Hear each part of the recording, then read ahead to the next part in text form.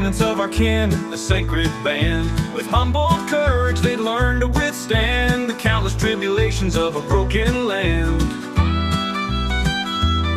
At winter solstice night, a fruit had bloomed, a gift of the earth under the full moon. The bounty was shared, God's light shone down, His grace and love were a quell to the frown. In dreams that night, a tale did weave, which was the story of Adam and Eve. One vision from many perspectives of knowledge embodied despite God's directives. In slumber deep, a haze arose. From earth it came this tale, it's so.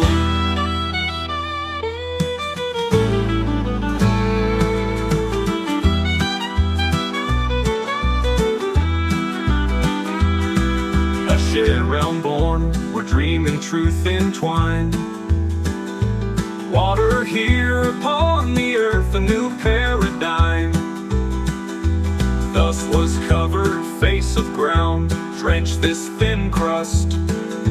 Messages without a sound, thirst quenched earthly dust. Water its face, this veneer's veneer, give plant and herb home. For I am here, and you are near, consciousness sown.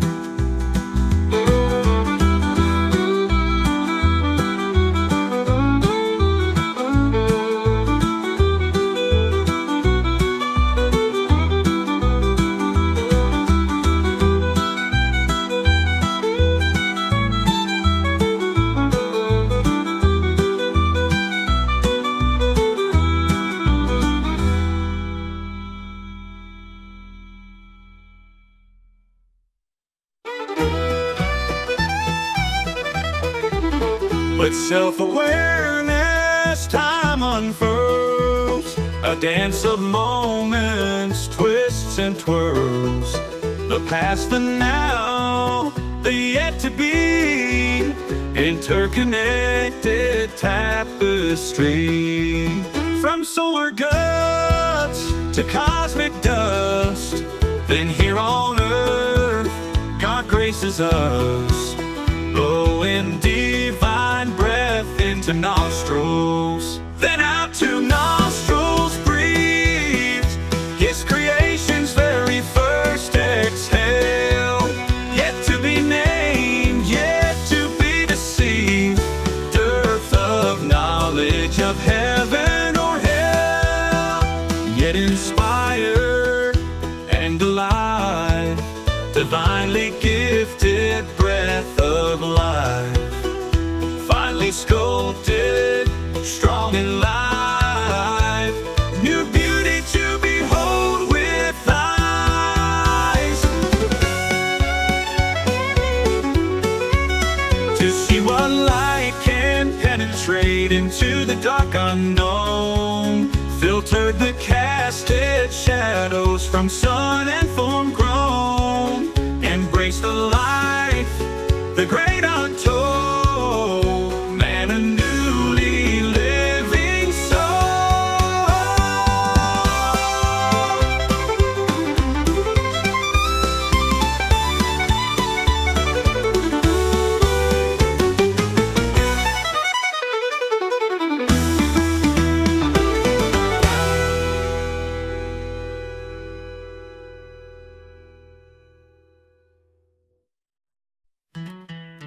In the east, where dawn's first light did gleam, God planted Eden, a living dream, a paradise of beauty, peace, and plenty. There He placed the man so there with Him. This wondrous garden, crafted with God's care, was a sanctuary, vibrant, rich, and rare, where flowers bloom and life abounds, man's sacred home on hallowed fertile grounds. God's handiwork had taken root, each marvelous tree bore splendid fruit,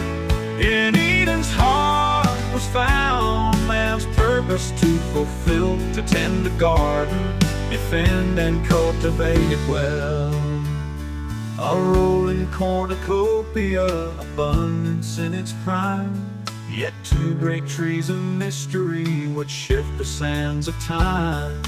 One, the tree of life, offers fruit of everlasting, staying young, alive forever, as time continues passing. Another tree, knowledge it bore, a fruit that tempts one to explore.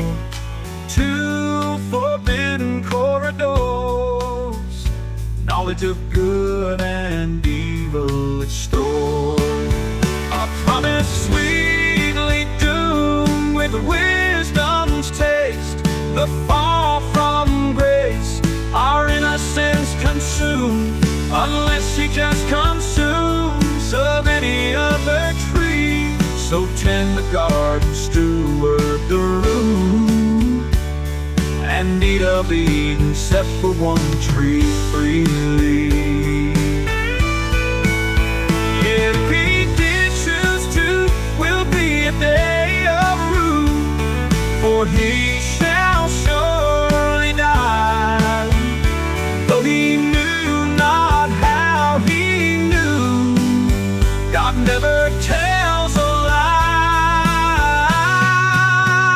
The way truth and life reveal, nothing it damaged, nothing yet healed.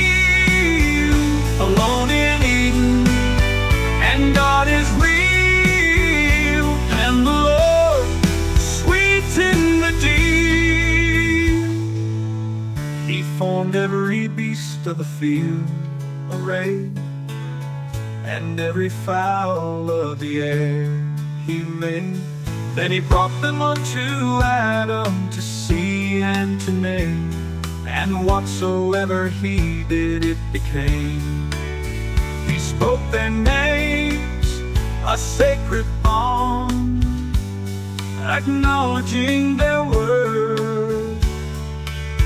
In caring hands, his stewardship, a guardian of earth. This partnership divine in scope between mankind and beast, united all in Eden's realm in harmony and peace.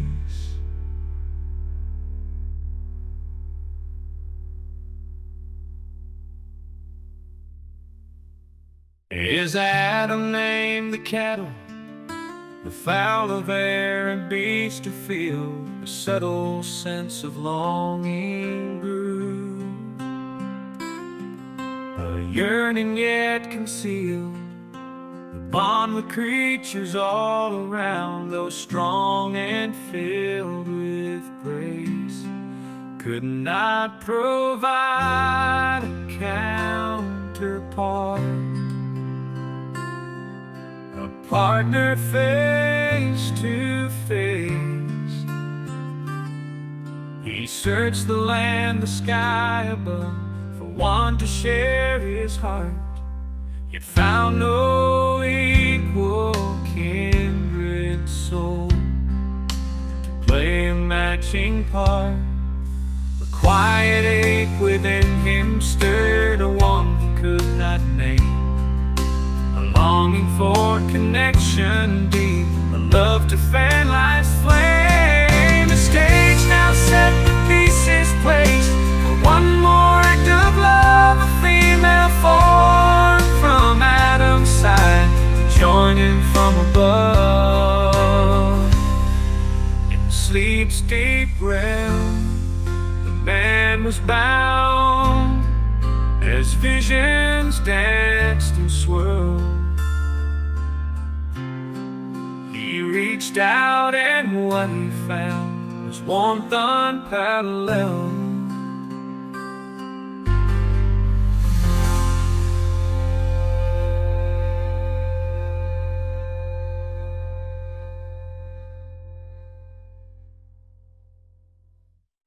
He realized then that his world was changed, though barely knew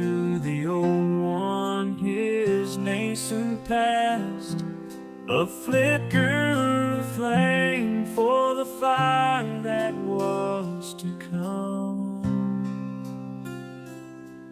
From Adam's side a rib was drawn, guard of lungs within. The sacrifice God smiled upon. Woe for him, a woman.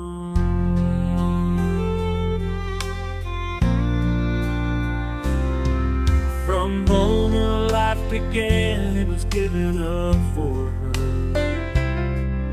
A sacrifice divine to man, not yet of her concern. So newly did her life begin, there was naught to forgive. With innocence, no stain of sin, it was her for whom he lived. The sacrifice of inspiration's gone where the sun to the known, symbol of the breath of life, love's eternal flow. With every breath their bond was sown, two souls intertwined in harmony, they'd walk and flow. In love that's true and kind, this woman born from Adam's side was balanced, whole, complete together. They'd inspire as one, created love so sweet. As Eve emerged from deepest sleep, in Adam's life anew, their bond was born, a bond they keep, a bond that's strong as true. Adam was now awake, his flesh wound all closed up, though now his mind did quake, first seeing Eve close up.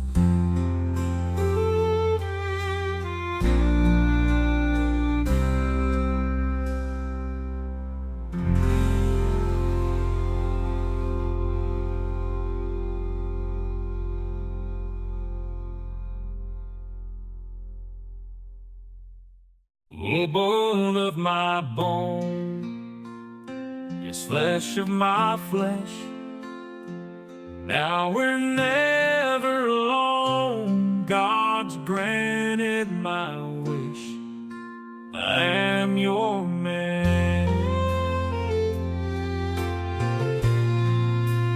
You are my woman,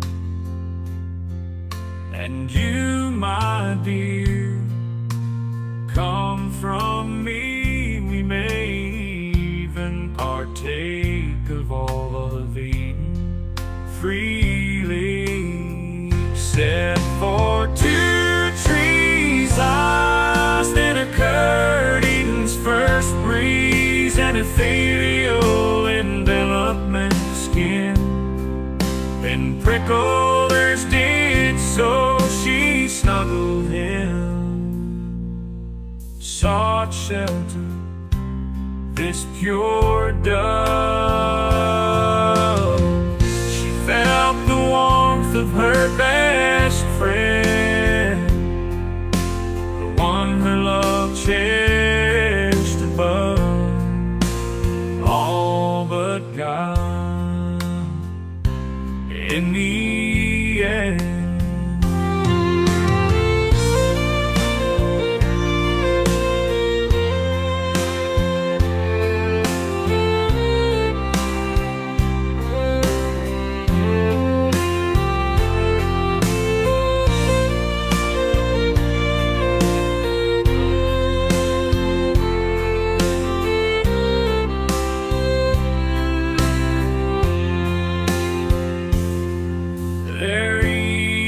Adam's arms, funny flutters filled her stomach.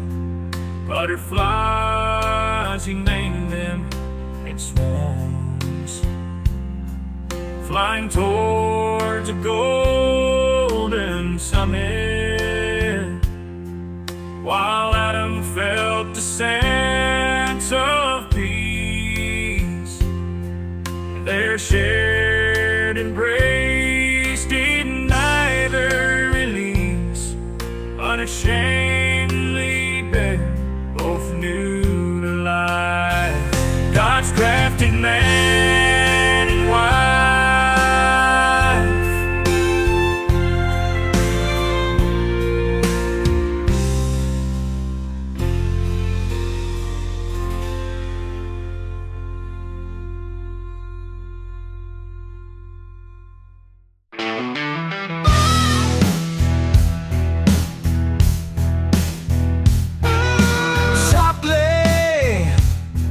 The serpent spied, black gaze full of envy, with cunning and strategic mind, not to mention wrath and pride.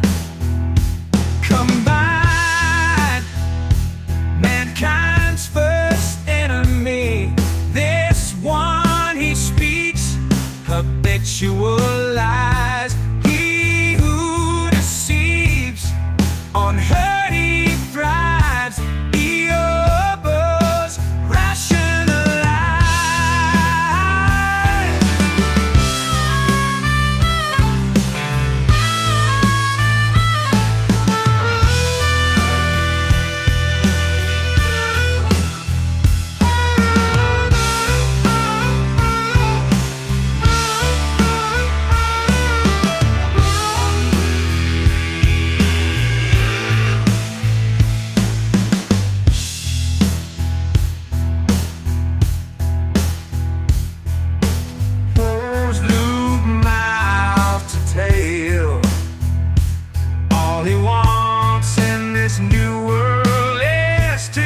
Consume and watch it fail and leave their lives unfurled. Watch Eden turn to ash and see fireballs be hurled. Manipulate the rash and turn piece of treasure to flaming balls of trash.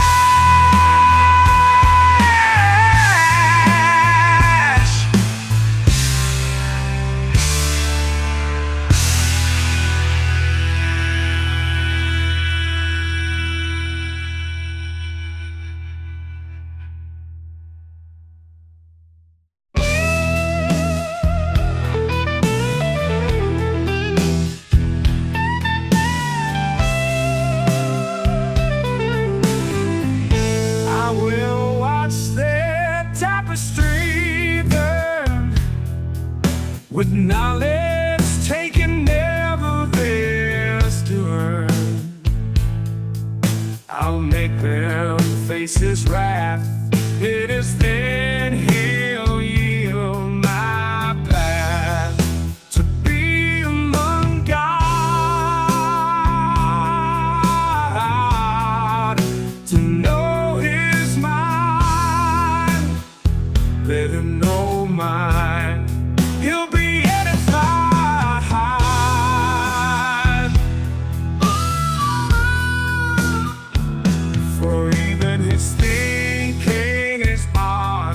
once he sacrificed, it mangled Adam.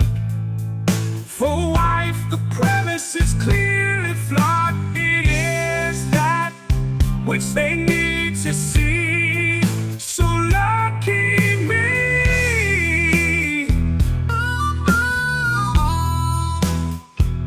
He plants it there without a lock or key. The knowledge of evil and other things free.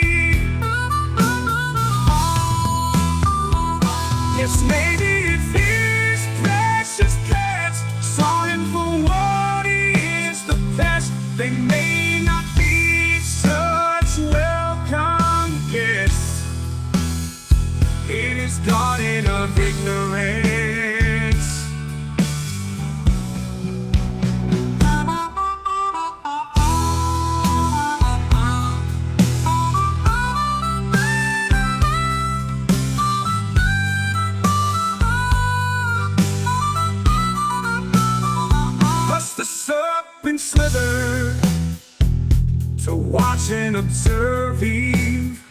He knew that he would get to her, so easy to deceive.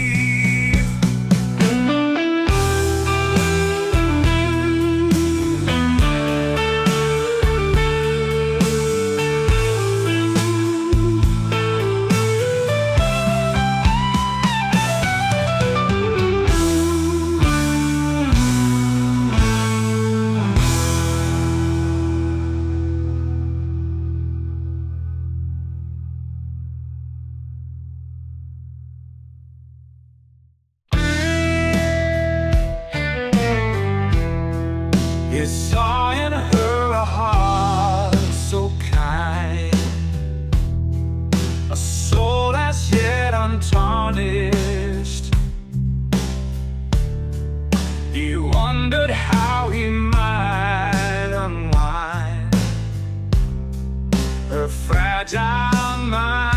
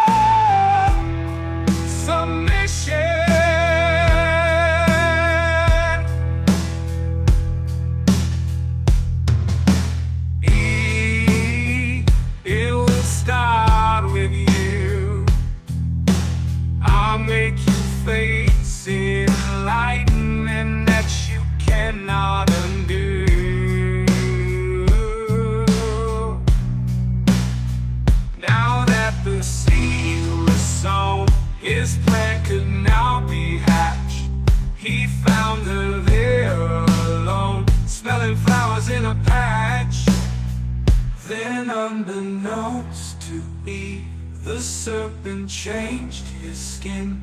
Thus his woeful plot conceived may finally begin.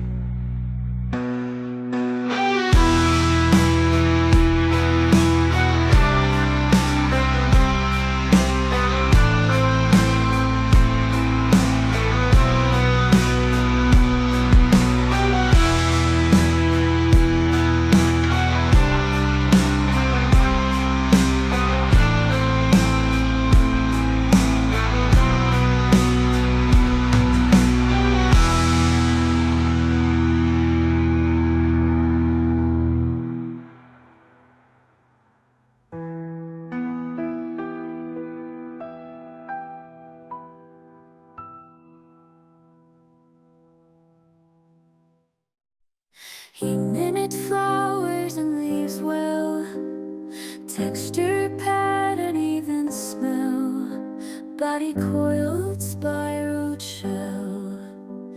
She would buy what he would sell. Beautiful maiden, have you heard the good news? You may eat of all Eden fruits to endlessly choose. Have you heard the good news? You may eat of all Eden fruit to endlessly choose.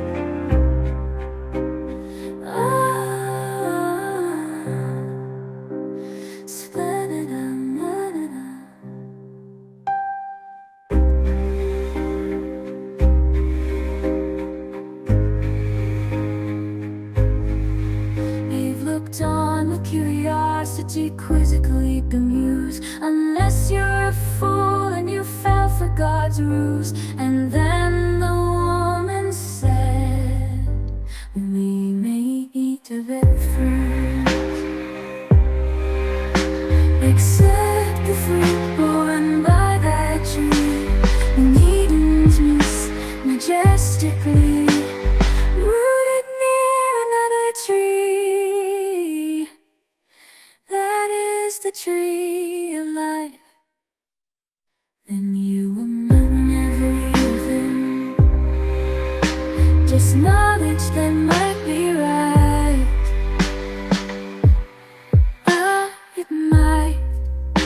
think you that be true?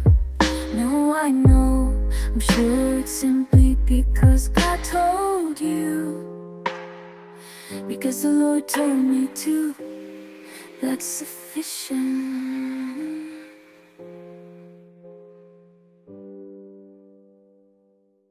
More like inefficient and attention deficient.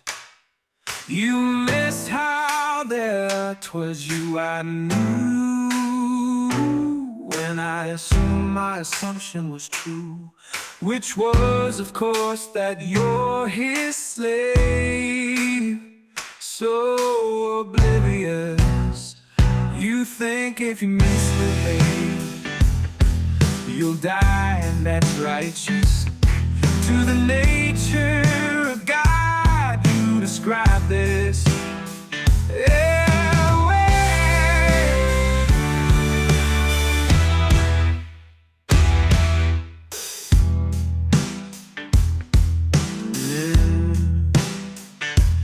That's ridiculous. You will see when you bite the fruit of the tree. Trust me. Trust me. Said again, the serpent slide asleep. His body rising, twisted, writhing with mystique.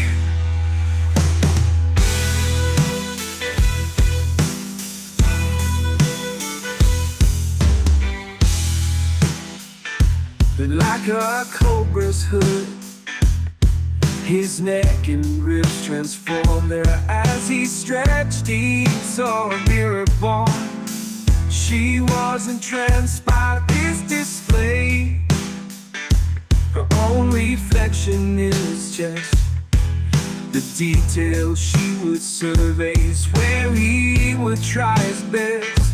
He'd studied his prey well enough to pass this test. But he didn't dwell on fine detail, so he began to second guess. Then he said, watch as my scales show you a vision seen.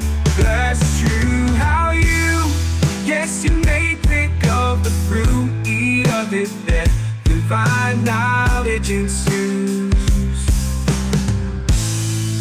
Knowledge ensues.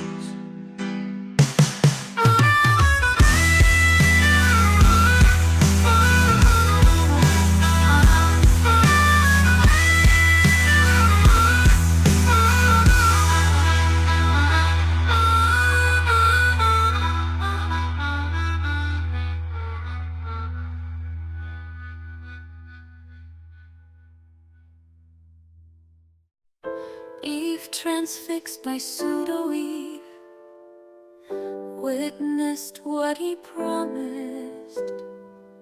She looked content with fruit in hand.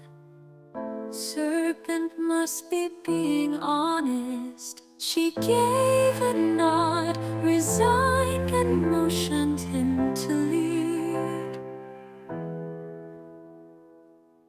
Their roles were now defined. Butterflies began to bleed. Butterflies began to bleed.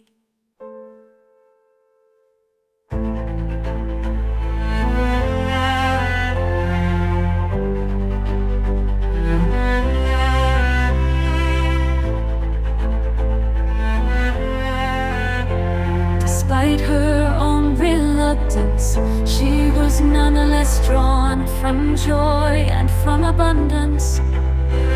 Anxiousness did now spawn. Her heartbeat was fast, her steps were light, while in the beauty they passed did neither delight. It was so very unlike Eve, for always she'd loved Eden's beauty, so lush and green, open and roomy. Verdant standard she perceived, but with her gaze upon the ground, eyes fixed on Serpent's trail, heart and mind had now newfound and undefined sense of betrayal.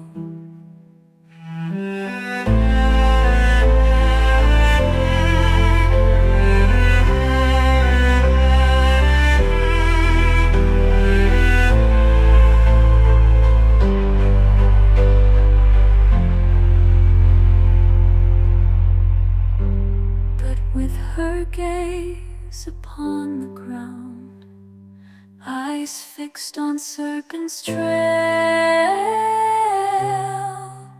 her heart and mind had now newfound an undefined sense of betrayal.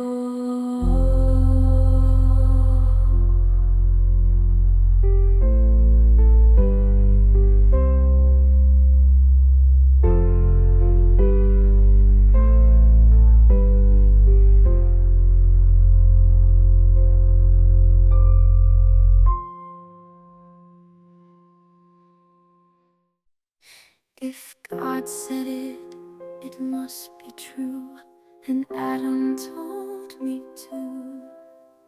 But Serpent said the difference is, no, he said that he would show me, and that is what the difference is.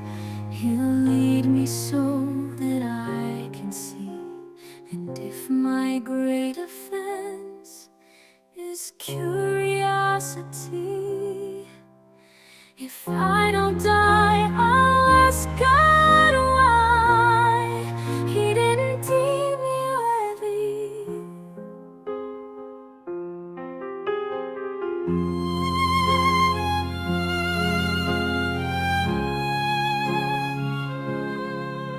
Yes, I'll survive and give Adam a bite. Together we'll know of God's glory, his light. I came from your side, now you'll stand by mine, with the promise of knowledge of things divine, or with he who we're blessed to call our Creator. He the story, the teller, the told and narrator. Proudly we will be by God's gracious side, husband and wife with nothing to hide. Divine perception, we'll meet eye to eye. We'll know good and evil, we'll say to them hi, if need be, goodbye. As Eden's top stewards, deservedly record.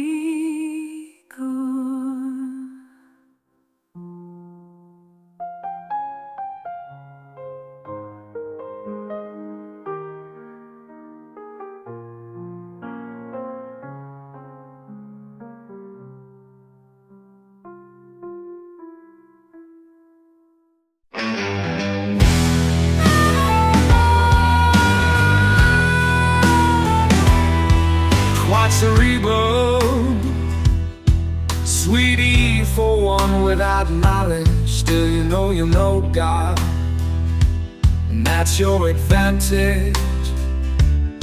So don't question the deal.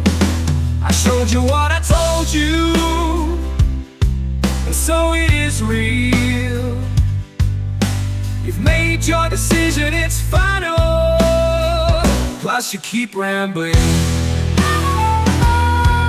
indecisive as if you were gambling.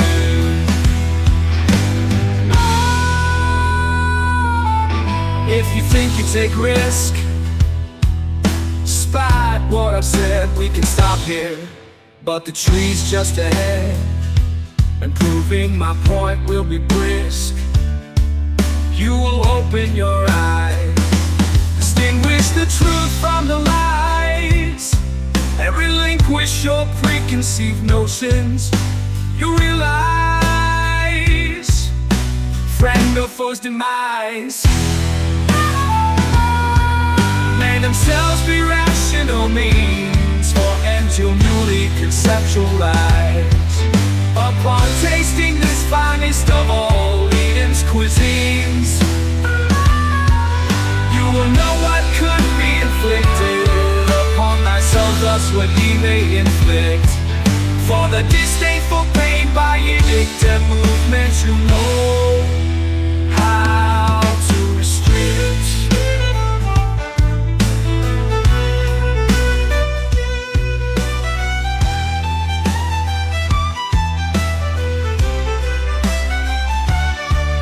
Their futures will be yours to predict, for you'll know how to make them all suffer. Yes, all this and more, if you only submit to this honest and good-natured offer.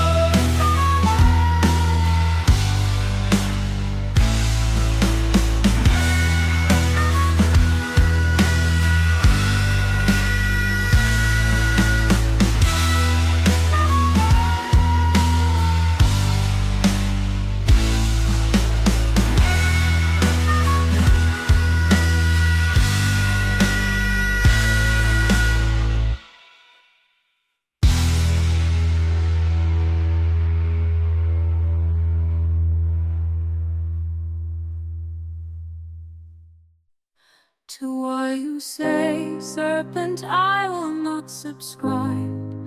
No, I cannot even fathom. It's beyond myself and Adam.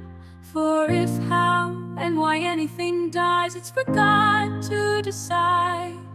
What you describe is a false and most hateful affliction. It sounds as though evil opposes creation. Yet look at our lovely condition. And what God created was good. Yet in the knowledge tree he did name good's antithesis to be fully understood. I must eat of this. First though I will grasp the thesis of good with the taste of this fruit most curious. We're nearing the tree at long last. I pray you, God, please see my righteousness, my intent, my interpretation.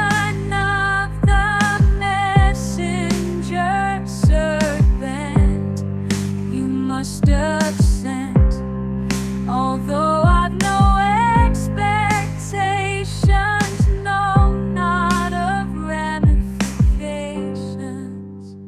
In the end, I will know how it went.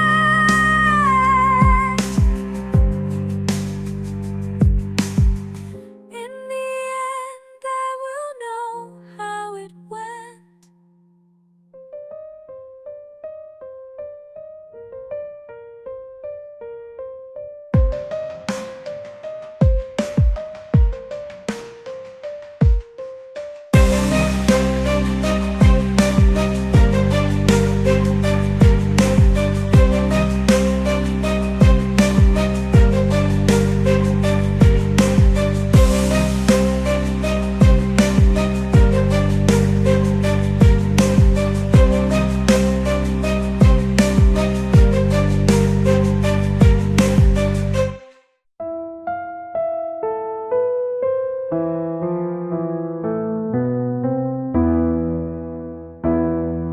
As Eve and Serpent's terminus near, the tree of knowledge of good and evil appeared. Its roots were tangled, twisted fate, a sight that made one contemplate. Majestic, tall, it stood apart. It looked to stand at Eden's ward, gracing heaven's heights, reaching toward infinity, radiating light, the fruit, the essence of divinity.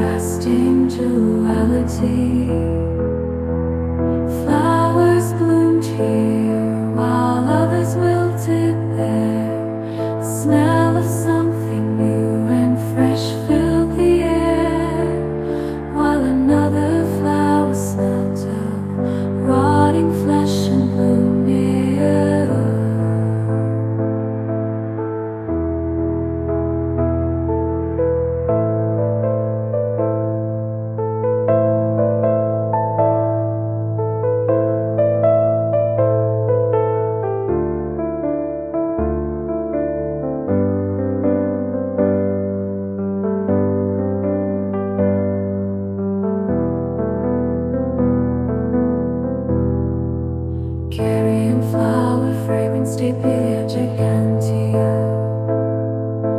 fittingly blooming under the tree of two big ideas, one of which at least is a very big deal. Eve, are you ready for the great reveal? In a moment of silence they beheld the sight, a fateful tree which held the light, and darkness to unbranching root, exemplified best by its glistening fruit.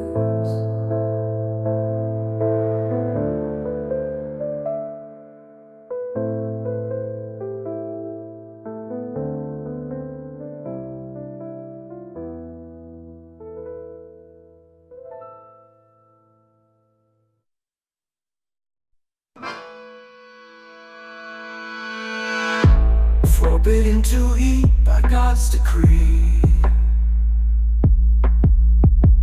I may not even touch it, does Serpent agree?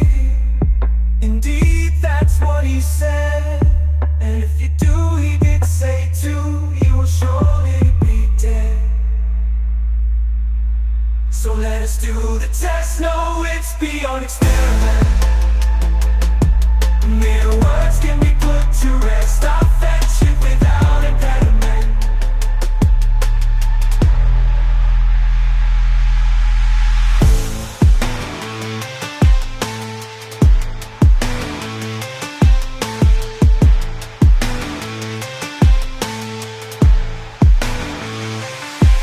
Twas an Eve witnessed Serpent unwind and climb the tree effortlessly like a rapidly crawling vine. His scales to her looked something like spines, dividing the tree with a serpentine line. While his lidless eyes were locked on the biggest rock, the sweetest prizes, his speed could not be mocked, and his methods came with some surprises.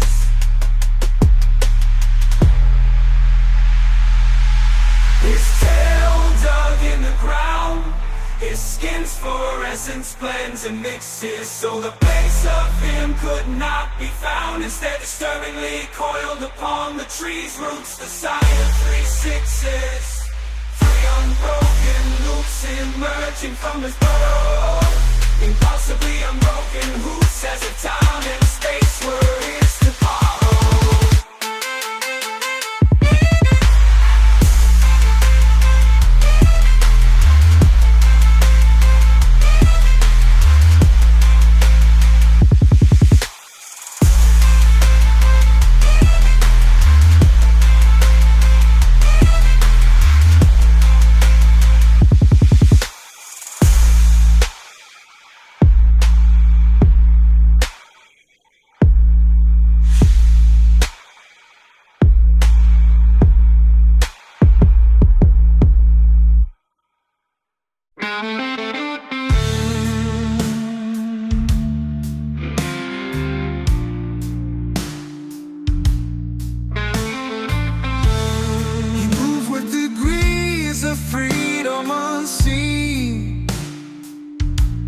Inestimably long up the tree, spiraling a shade of noxious green. Maybe Eve was wrong. He reached the bough that bore the fruit, focused narrow, cute in this pivotal moment. He was resolute, so with precision he plucked his pursuit.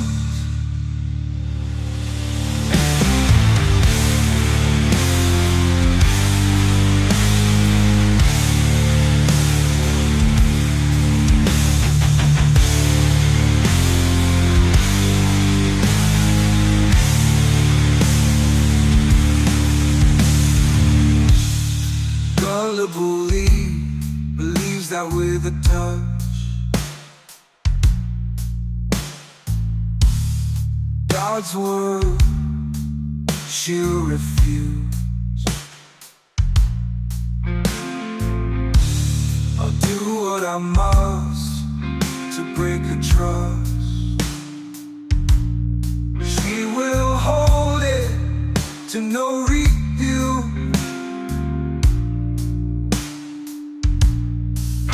Then it's an easy trick from there, convincing her to not be scared. The minds may break, but I don't care. I hope they're wholly unprepared.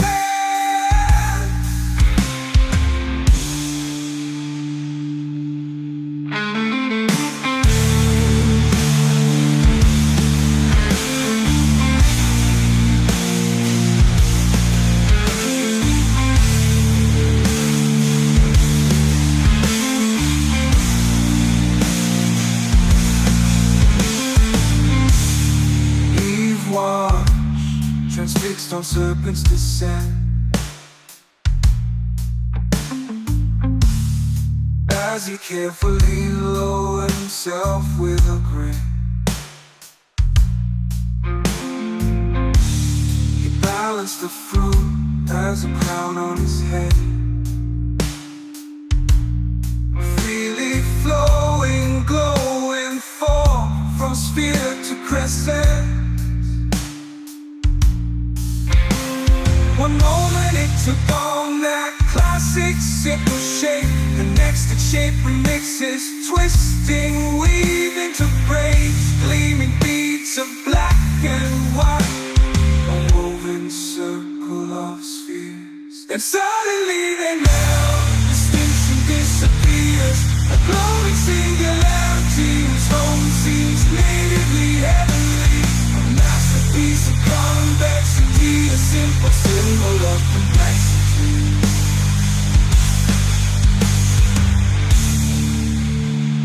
Yes, heaven's own descendant, grown in unknown dimensions, carried skillfully, straight off the tree, Serpent descended.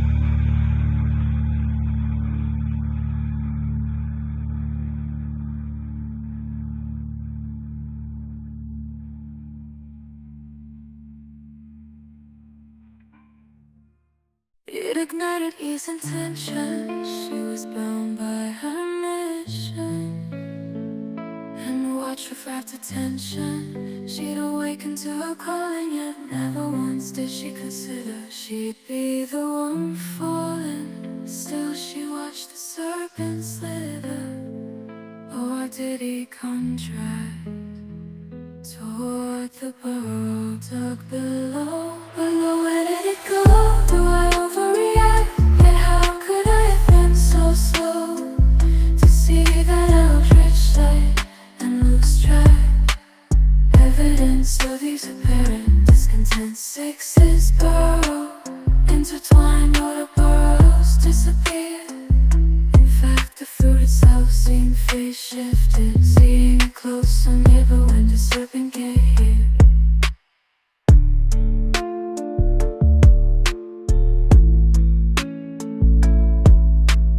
From elsewhere up the tree did he spontaneously appear, with bounced on his head an apple red and clear, the form around ungraspable, now the form of an apple.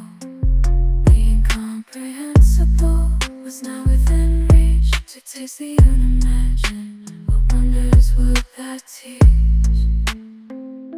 One final thing, Serpent, to view I beseech, that you tell Adam I love him. If I end up deceased, with that his enthusiasm increased.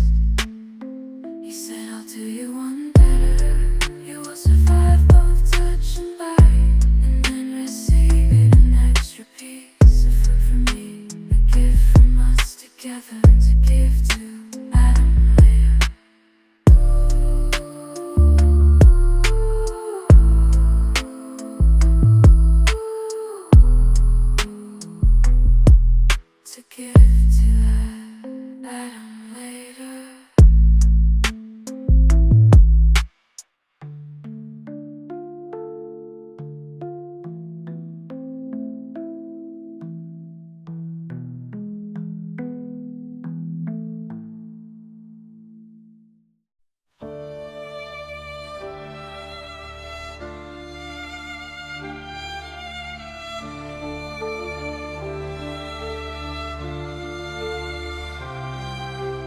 thieves not of cascading importance. Eden's heart skipped the beat, palpable home and lament, the locus of witch-Eve's final remnant of innocence.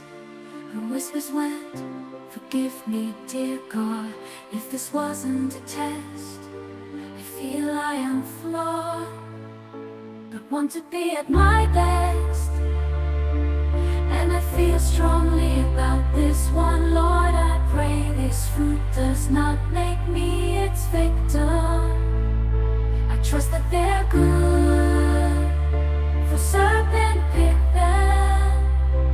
One for me and one for my Adam.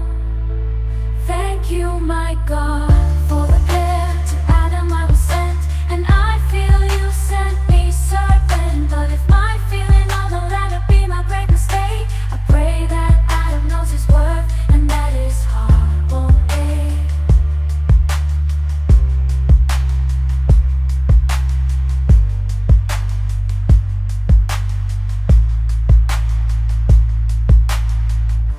I pray that he does not despair, and that he felt my deepest care. I pray he everyone knows to me what a love meant.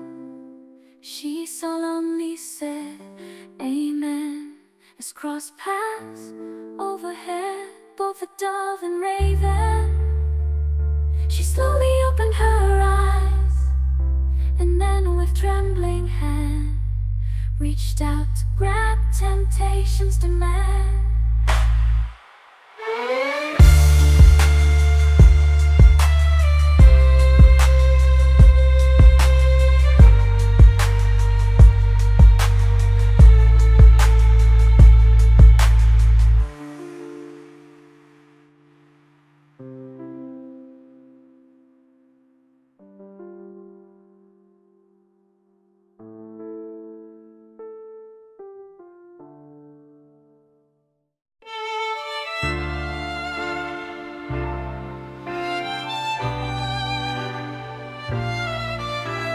Eve grasped the apple, both warm and cold, crimson skin in her hand she took hold.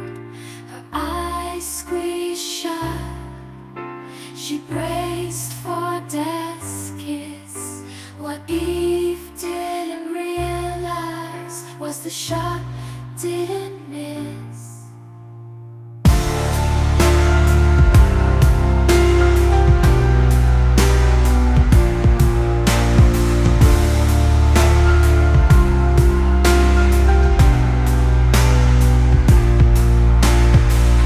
Clutching it, Eve caught in his crosshairs. Serpent stealthily slipped from the pair, leaving Eve there to hold food and fate on her own.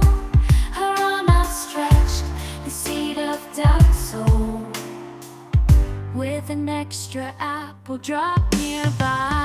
Serpent left Adam's gift as if to imply this moment's momentum could not be stopped. So he slithered away, unfazed, achievement unlocked. Seconds ticked by minutes or hours. Eve had long since not noticed the smell of the flowers. She stood motionless, breathing at a bare minimum.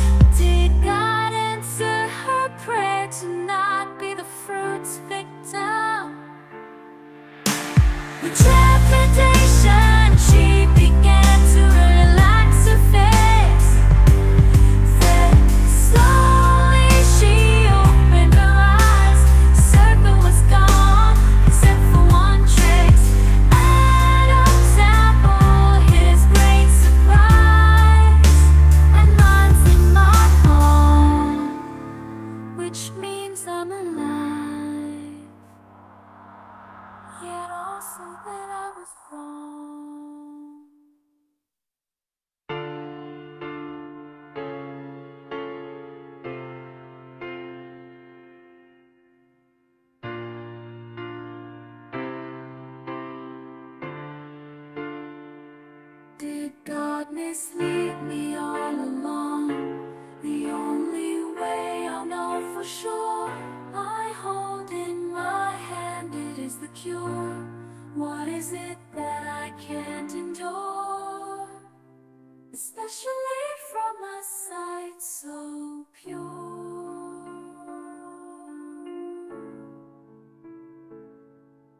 In quiet contemplation, we've weighed the cost. What might she gain and what could be lost? Is knowing good and evil a boon or a curse? As stewards of Eden, will we improve or get worse?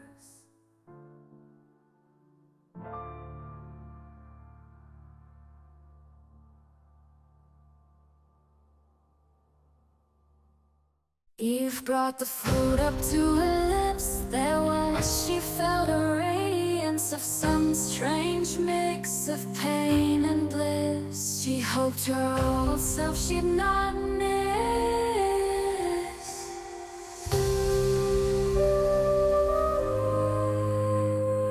She hoped her old self she'd not miss.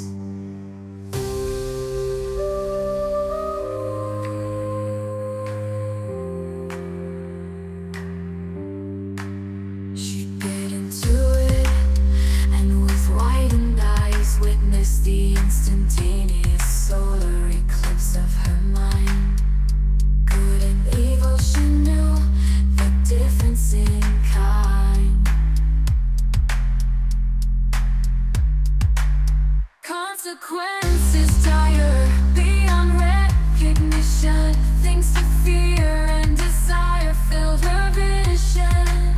Swirling black and shades of white, tendrils every shape and size. Infinite patterns, no end in sight. Infinite patterns, no end in sight. She taught the mantle of plots for the wise, woven with theories of game to surmise. Yet never did something inside feel quite right.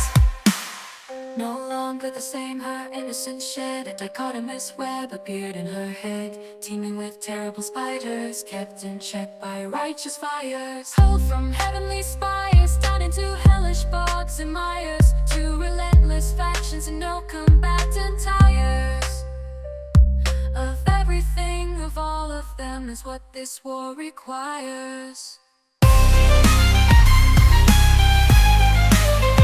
There was so ever much to process, but now she knew she truly needed Adam to eat his apple too.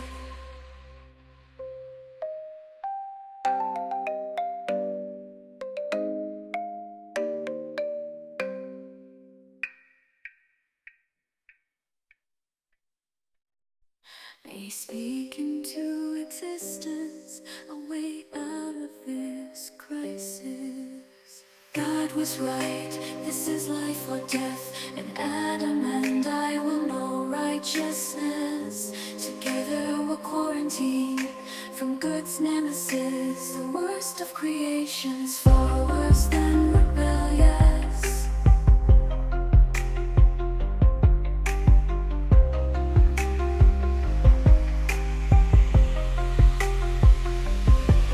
The Bible is evil exists, and my deed is irrevocable. Not worst of all, secondly forgivable, and at least is regrettable. Still now I know of what deception is capable. We need a body able, Adam's strength and will.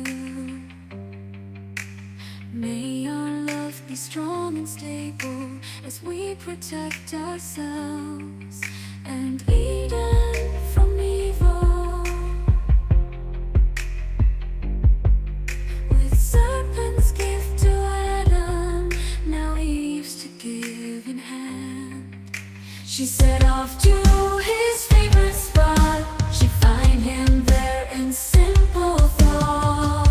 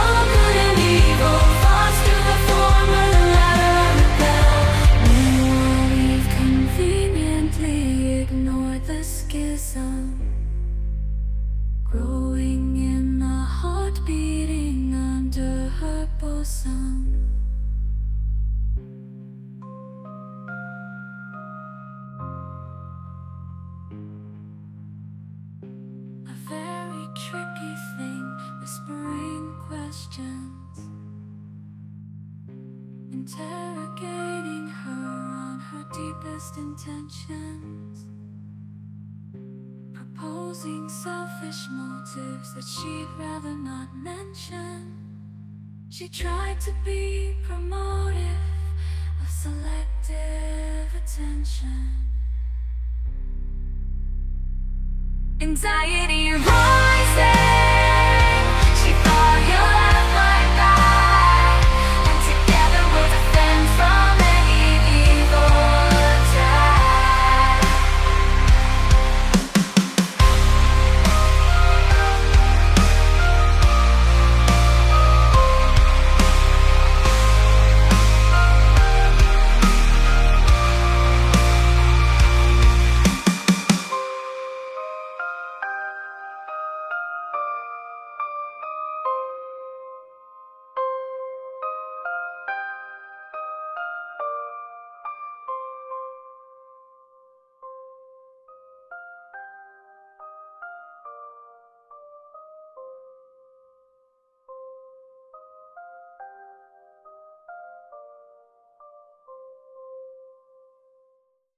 Onward she trekked, till she saw his footprints. The path he took was indirect, but she followed it ever curious. She loved the way his mind composes, how he would, to smell the roses, habitually stop on his way to name the sets of beasts God brought. He'd once examined a pair, said that the name he chose is a reflection of the way that they wiggled their noses. Eve laughed to herself, ah, my king, thinking of your goodness always makes me wanna sing. I see how good that good can be by what you are contrasting. I want us to be with God forever, in Eden everlasting. But evil wants us out of here, to cast shadows of doubt upon goodness so fair. So we must know evil's nature, to be vigilantly aware. You were created in God's image, his likeness and grace, and I from your rib to find my place. Though our God reigns supreme, you're my highest too. With shared understanding, I will always follow your cue. Still, deep within her heart, there lay an extra reason, one she would not dare betray, lest it be called treason. She craved Adam's attention, undivided and whole, a selfish desire that gnawed at her soul. She wanted them to grow by having evil as known, yet now he would reap what she had sown. Her covenant was already blown. Maybe I'll tell him to choose on his own.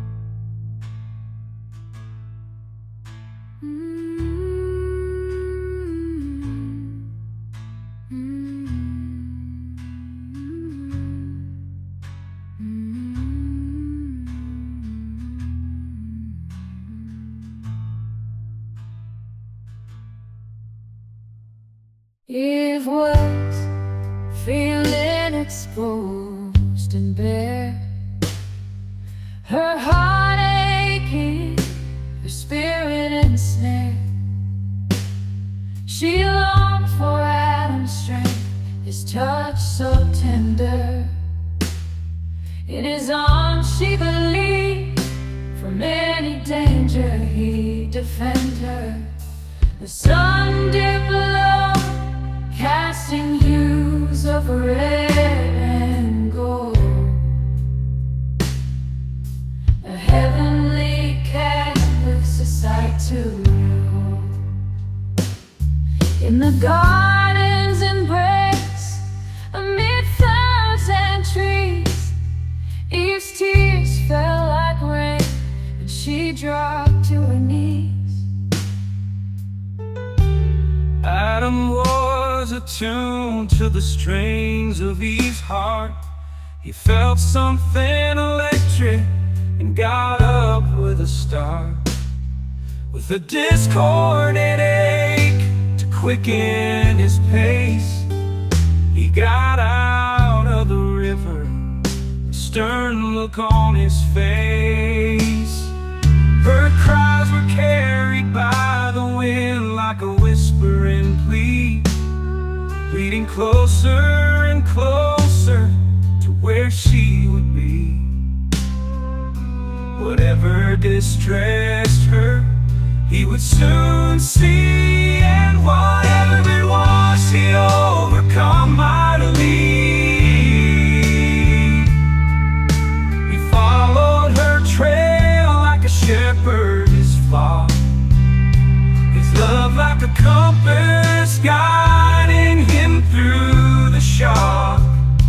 He instinctively leapt over ditch, root and rock, running from and approaching the start and end of an epoch.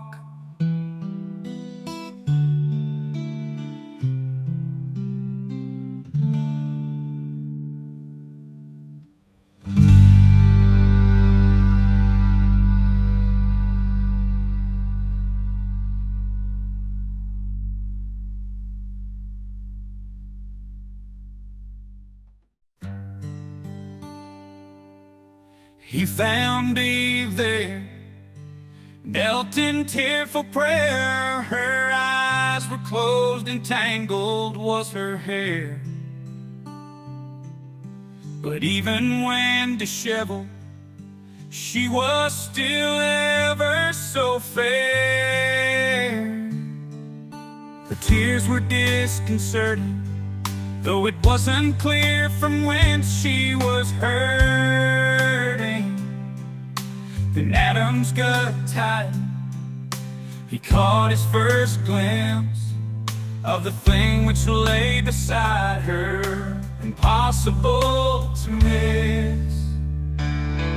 It seemed a solid object, though with no clear form. All the light around it seemed to refract, yet absorb. It urged caution to the observer, yet beckoned one closer. From this palpable tension, Adam needed closure.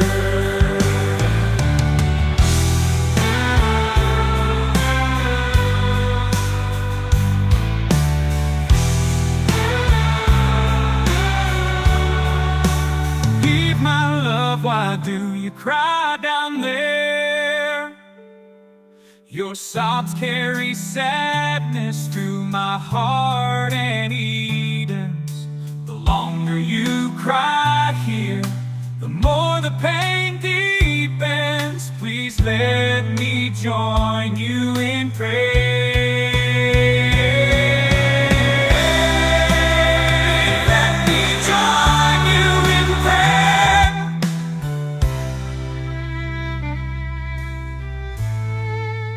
We've looked up,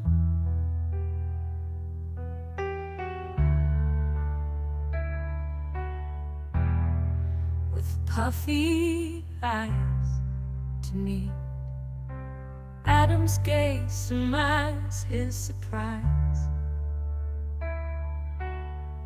How could she tell him she's the victim of lies? Or weigh the decisions over which she now agonized?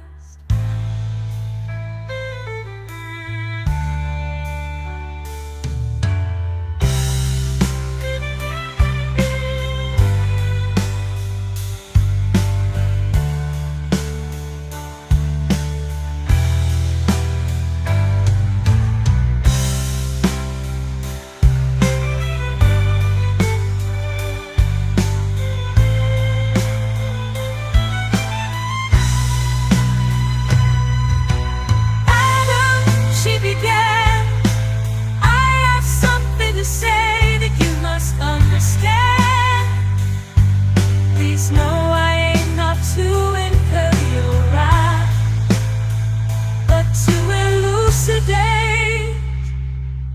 we've met on this path.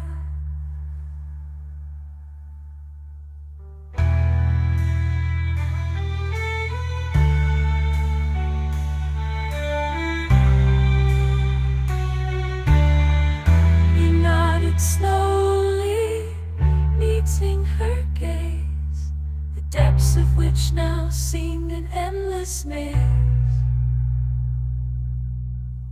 A labyrinth he'd gladly spend his life exploring, the promise of discovery, a silence call imploring.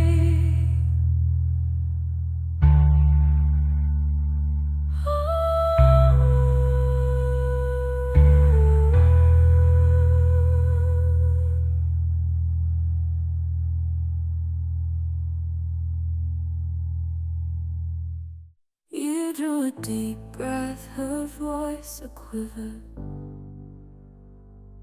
I've made a choice, and now I've this to you to deliver. You've reached for and grasped the formless round.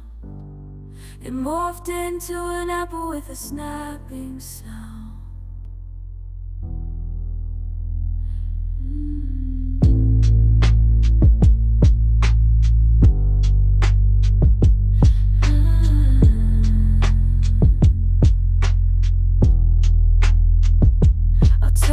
Truth, although it's bitter, and I hope our love won't break or wither. I went to the tree of knowledge, the one we were forbidden.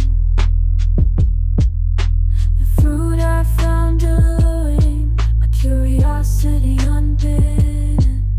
At first I was adamant the fruit remained unbitten, but then Serpent showed me on his body a vision, me grasping the fruit, though I see now I always could.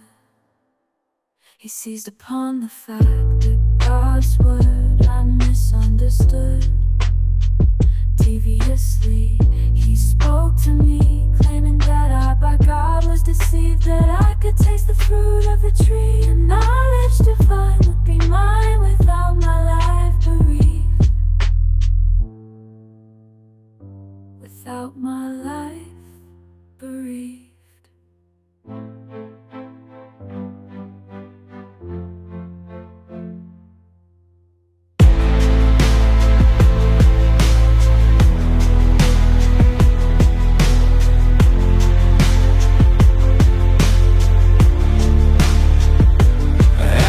Skipped a beat, his expression turning grave. He knew well of God's commandment, the warning that he gave. A pang of anger stabbed his heart, that his woman went unsaved.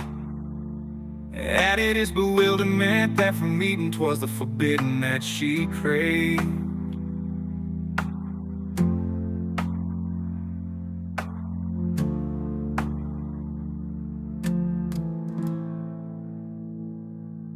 But his love for Eve was robust, unwavering and true. He'd stand by her side, no matter what they go through. Eve, my love, why did you listen to the snake? God's wisdom we trust, he would not our trust break. Here we are, standing before the chasm of the unknown. My heart aches for the path you chose on your own.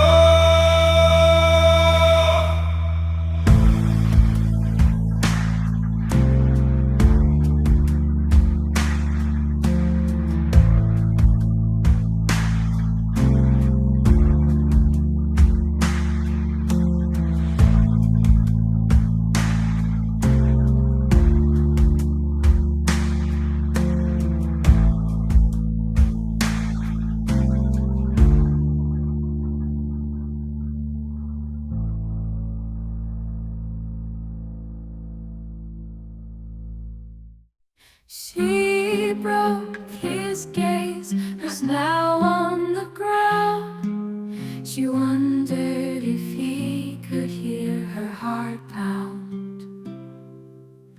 Adam, I have erred, and I am truly sorry. But this knowledge I've incorporated beckons you to see a realm of knowing to you locked, but I offer you the key. A good man knowing evil ensures good maintains its primacy.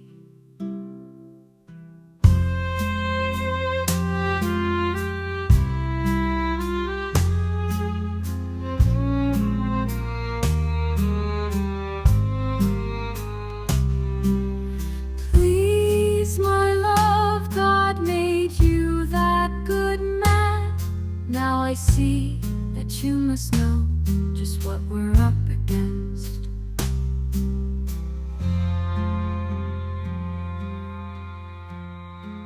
My Eve, sweetest above all fruit that Eden serves, you put upon yourself too much, more than you deserve. I'm so glad that you came to me, so grateful you survived. Adam smiled playfully. Could it be indeed you thrived? God did say, after all, if you ate it, you would die.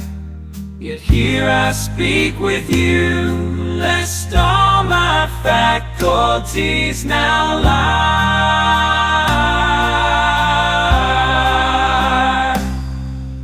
He reached out his hand, palm open, offering to help Eve stand.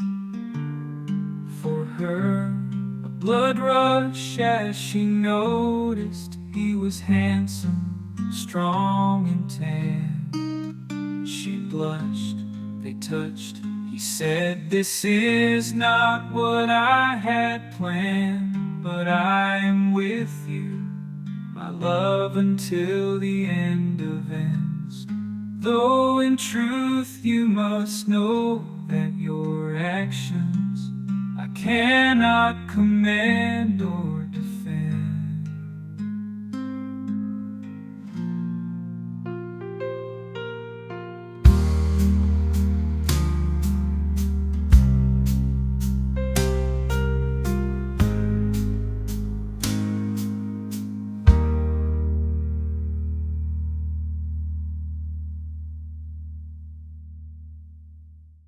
God's word is final, and your survival proves his patience.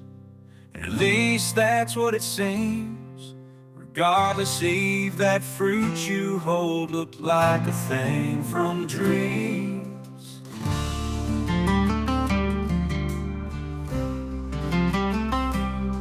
It may now look like an apple red, but what was it before? All because what Serpent said. What did he do much to explore? What led you to believe such a fruit was safe to taste? God gave us all of Eden. I pray he gives us grace.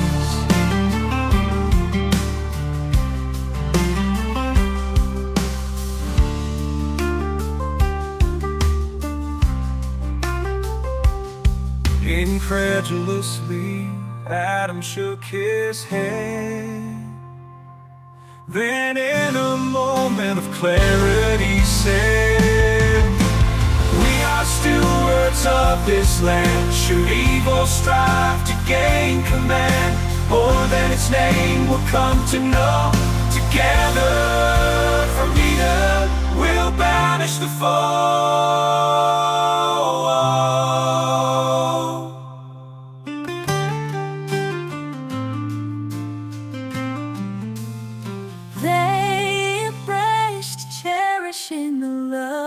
Trust upon which their lives were based, as if time itself for a moment were erased.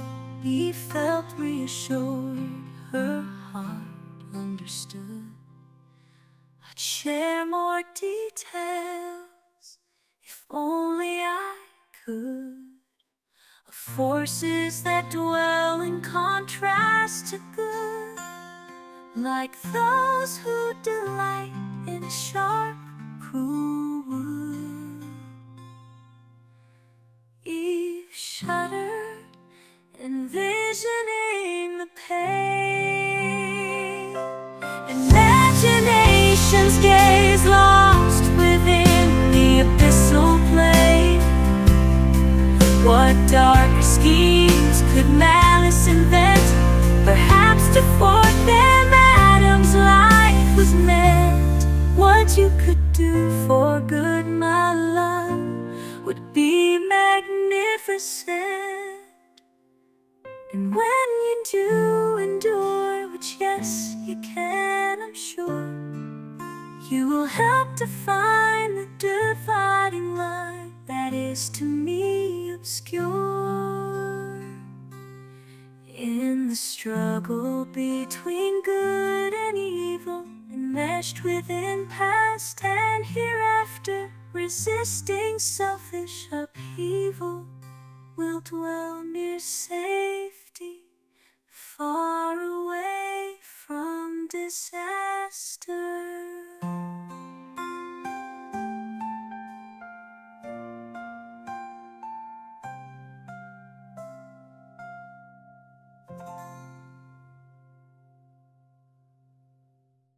Eve handed him the apple, her eyes filled with hope. The love at a peak with a perilous slope. Adam hesitated, he felt the weight of the choice, but his heart said he must heed her voice. Your words, my love, carry truth and wisdom, though I've seen nothing wrong with Eden's system. I choose this path because I choose you, and I know you love me too.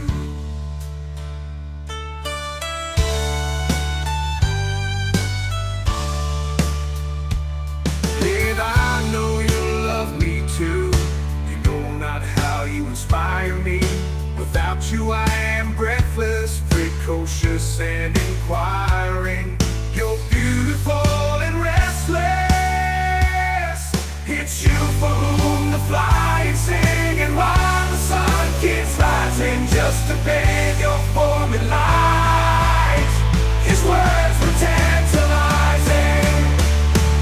Eve, you give meaning to sight. To lose you would be blinding. A lie to say I'd be alright. So let's get to our binding. Bone of my bone, you're out from my side. I am your husband and you are my bride. Forever I'm yours, forever you're mine. May our fortune and fate forever be tied.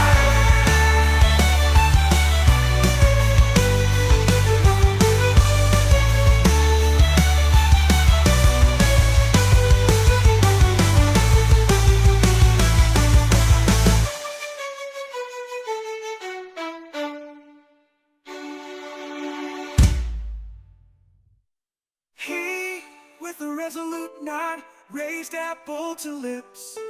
The tension was hanging thick, as if the world's axis would dip.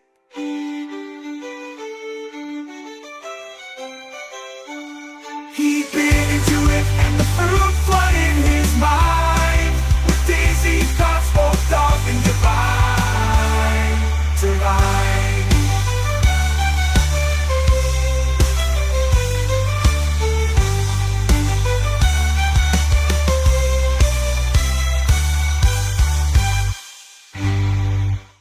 The fruit in his hand was bit, and lo, the heavens split, as a storm of knowledge coursed through him. The light of day grew dim. Torrents of thoughts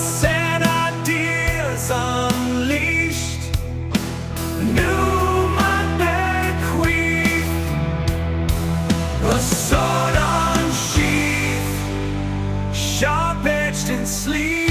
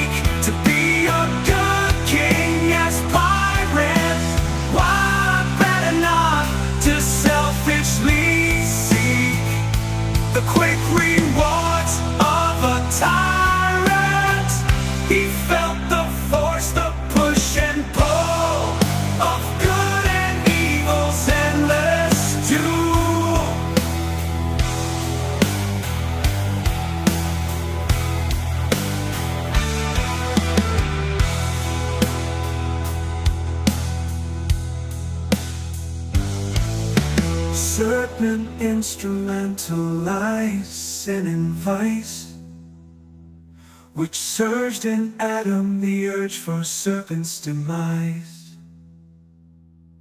He yearned to make himself suffer pain, Adam seething with disdain, yet guilt arose and he felt shameful. So he sought for something gainful.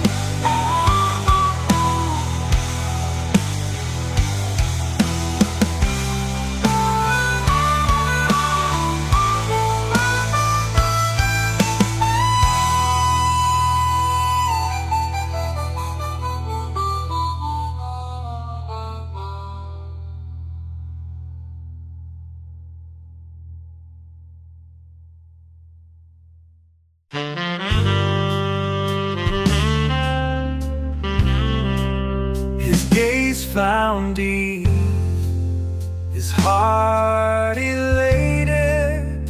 For her he'd explore the unnavigated. Proven for hers, he'd done the forbidden. Despite the odds, he'd survived it to match her description. Now he was aware of their dualistic mission. They target evil with precision. He'd name its adherents with words unspeakable. He would elevate good to heights unreachable.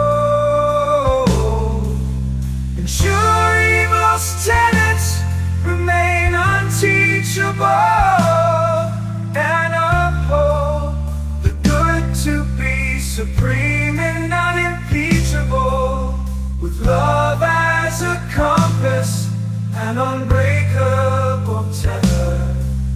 They face good and evil together. But how they would confront their newfound inner strife, reconcile differences in their awakened life, is a tale within a tale, both complex and vast, eluding the ability of words to fully grasp. Though there was a shade of such complexity, as Adam examined Eve closer, in his mind he heard music, a symphonic composer. Her beauty stirred within him a rapturous opus, a melody so clear, sweet, it reminded him to focus.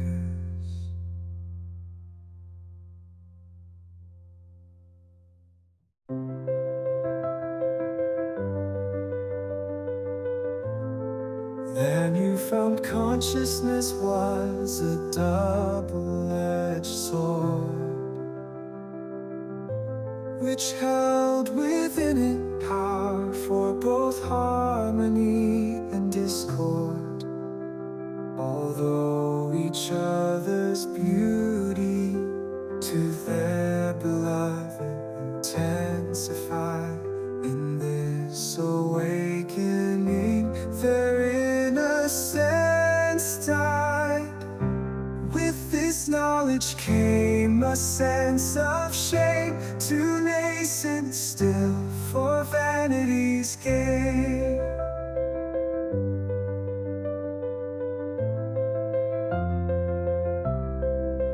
In haste they sought to hide their frame with fig leaves sewn. The first clothing became. Then God's voice came. He was walking in the garden in the cool of day. Omnipresent, it echoed through all of Eden. Omniscient, the slope upon which the pair stood steepened. They knew that he knew in ownership they'd eschew. 'Twas because of their grave misdeeds they tried hiding from God's view.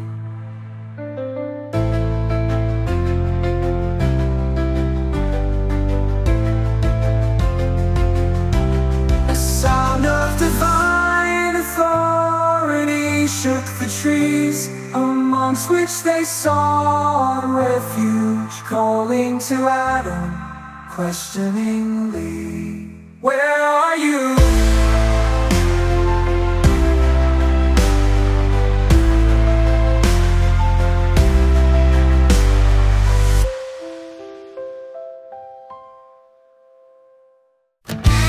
Adam emerged, head bowed and unsure. The trembling form, his fear was pure.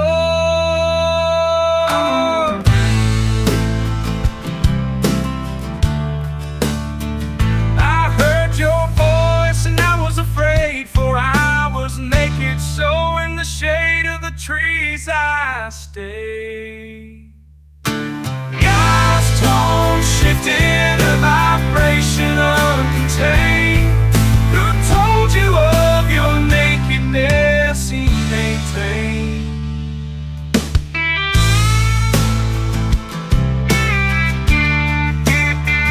Have you eaten of the tree whereof I commanded thee, that you not eat? God's displeasure was not discreet, nor was his knowledge incomplete.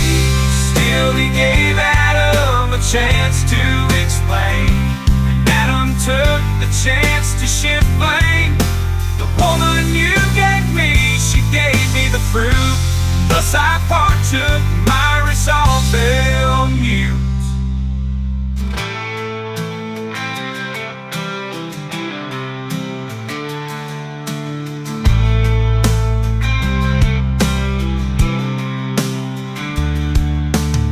Adam's confidence faltered, his defenses laid bare. In the attempted deflection he dared, he wished he'd admitted shared misdirection, a lapse in their judgment born of affection. Eve offered him knowledge, and Adam his shield. They sought to know evil, so to know evil they yield. A better act as stellar stewards, for them to be as one.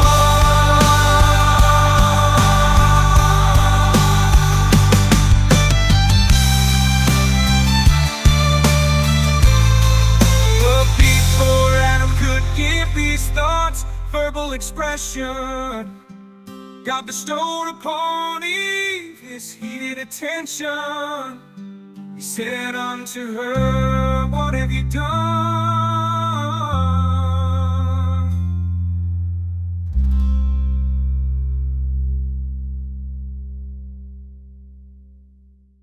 Then said the woman, "The serpent deceived me, and I ate, seduced by his guile, alluring and ornate.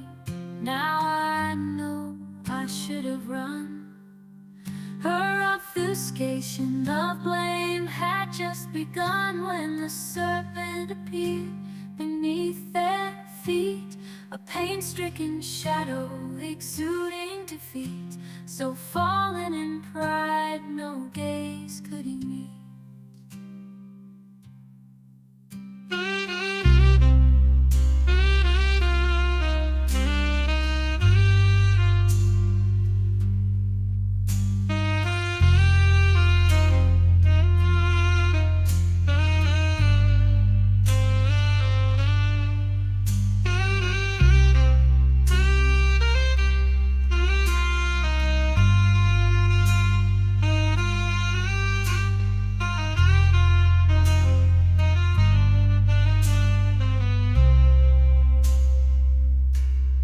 God said next,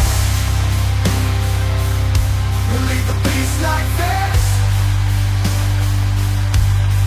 victim to dire consequence, uncurse her ex. God said unto the serpent, because thou hast done this, thou art cursed above all cattle and above every beast of the field. What was left of his thin skin looked charred and peeled. He was under God's thumb, his regrettable shadow, his tongue frozen with fear, desire to hiss. God's booming voice was impossible to miss. Upon thy belly shalt thou go, and dust shalt thou eat all the days of thy life. Hate, face, strife, humiliation, and more.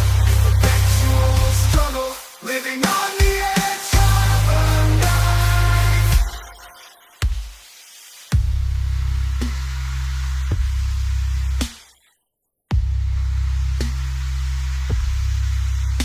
And I will put enmity between thee and the woman, and between thy seed and her seed. Serpent's suffering had only just begun. The humans wondered what next would proceed.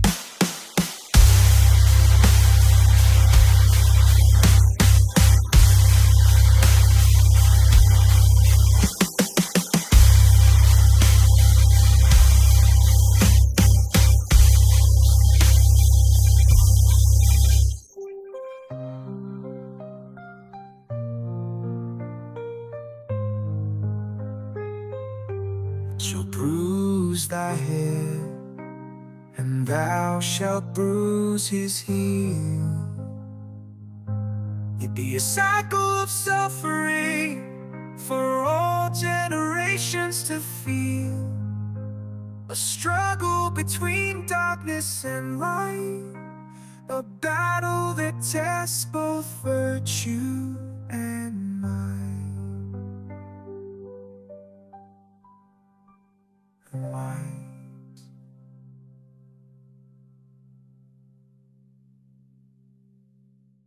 Unto the woman God said, I will greatly multiply thy sorrow and thy conception. Eve wanted to cry, cursed be deception. In sorrow thou shalt bring forth children, and thy desire shall be to thy husband, and he shall rule over thee. She wanted harmonious unity, dreamed divinity be grand. Now instead she'd be burdened in her noble intention, as she sought to reproduce man. And unto Adam he said, because thou hast hearkened unto the voice of thy wife, and hast eaten of the tree of which I commanded thee, saying, thou shalt not eat of it. Adam thought despite this 'twas for love that he bit. Cursed is the ground for thy sake, in sorrow shalt thou eat of it all the days of thy life.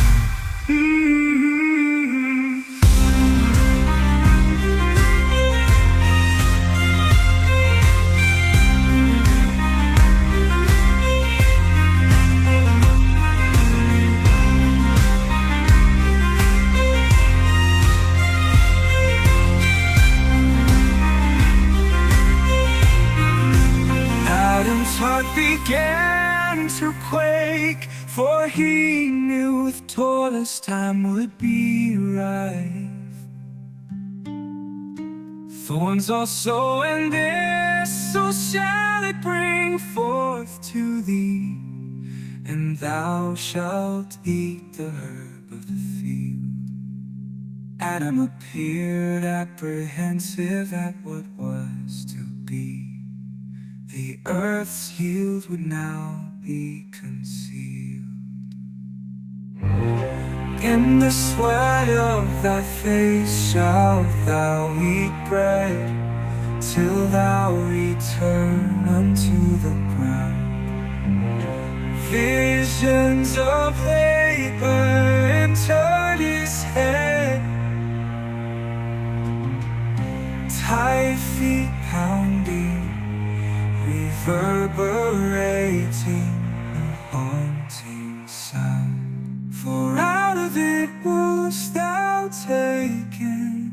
Adam was silent, shocked and shaken, no room for denial, he had partaken. For dust thou art, and unto death shalt thou return. Now every need they had became a thing done. God's decree was final, his lesson severe, inescapable, the fate they would now have to bear. As Adam and Eve faced their new state, with humble persistence they'd embrace their shared faith. Their love, unwavering and steadfastly true, would remain their North Star, guiding all they pursue.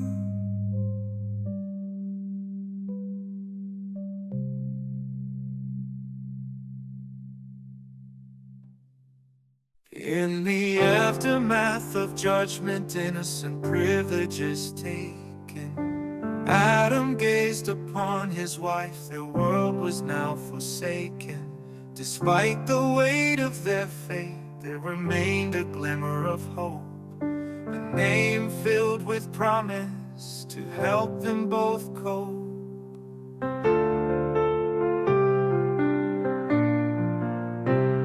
Adam called his wife's name Eve, the mother of all living, a declaration of life to bring, for inferred in her name, a faithful promise of creation.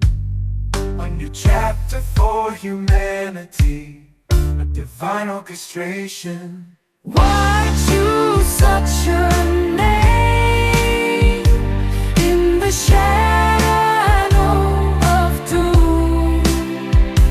A testament of faith that in darkness would bloom, a belief that through love they transcend the fall, and from the depths of despair rise above it all. In the face of adversity, they clung to each other.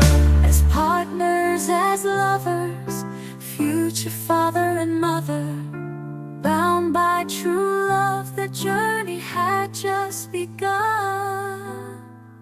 Together they'd face hardships, overcoming as one.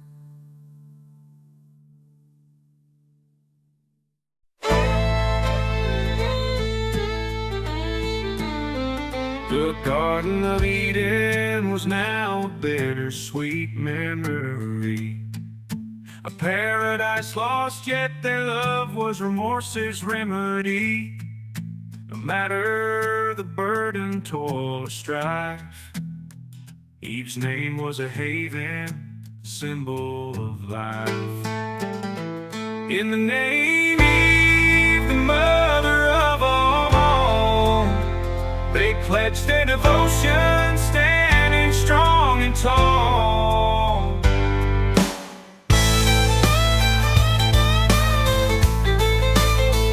A touchstone for hope amid pain. face the world, a formidable pair. God knew they would struggle, his children now lost. He knew they'd need guidance to bear the great cost. He would not undo the choices they made. Still he sought to provide that their hope would not fade.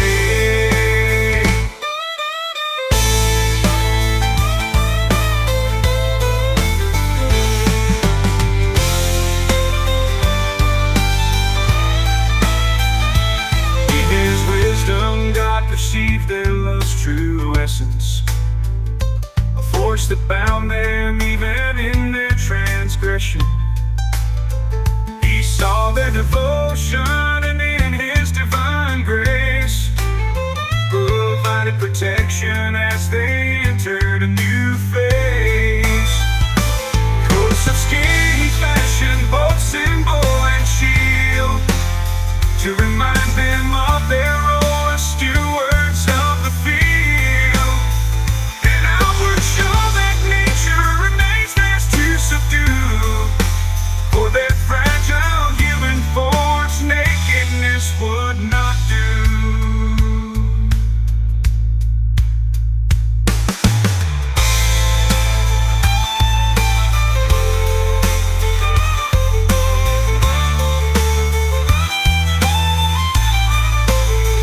Those garments, the message was indelibly stitched: be faithful to God, and by love being rich, their path could be guided, with some burdens lifted.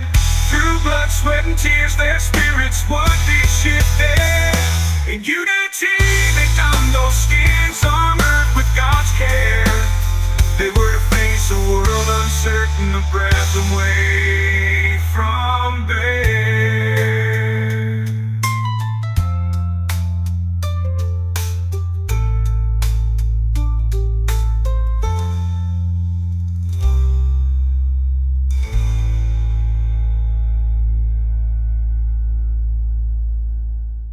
By God's grace alone, they would join a new reality, bound by love and faith, embracing potentiality.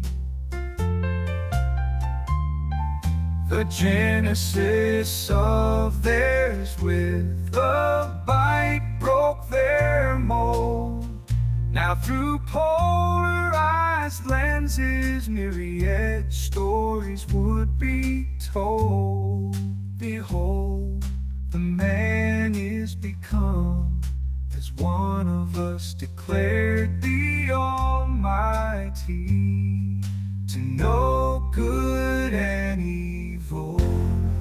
His tone expressed a need for writing, and now lest he reach out his hand, a further reprimand would land for denying God's command, and take from the tree of life and eat and live forever. Adam fell to his knees, unable to stand. He'd be banished with his wife. Come what may, come whatever, Adam's heart was heavy. The truth now cold and clear, boundless potential in a finite vessel, an oxymoron to fear. His newfound understanding, one burden to bear, yet the title arbiter, eternal, he still longs to wear.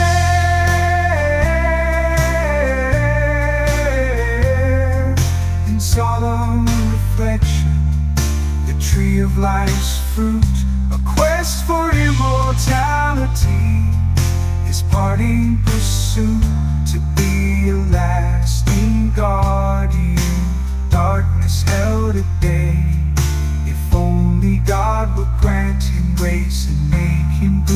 mainstay, but his role had shifted, his purpose unclear.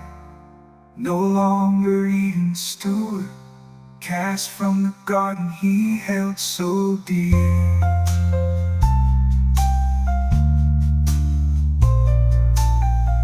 He longed for certainty, the task he'd come to know, naming beast and fowl while watching Eden grow.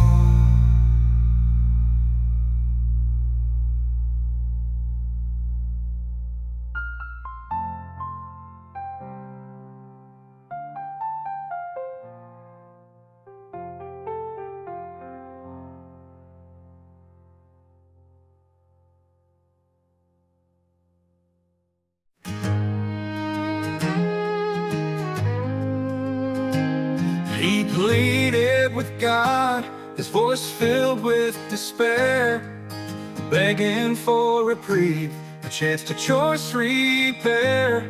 Dear Lord, let me stay in the garden I was made, to tend the soil, the beasts and fowl to name. Let not my purpose fade, to have dominion everlasting over this domain, but may I truly your word obey. We will be fruitful and multiply beginning this day.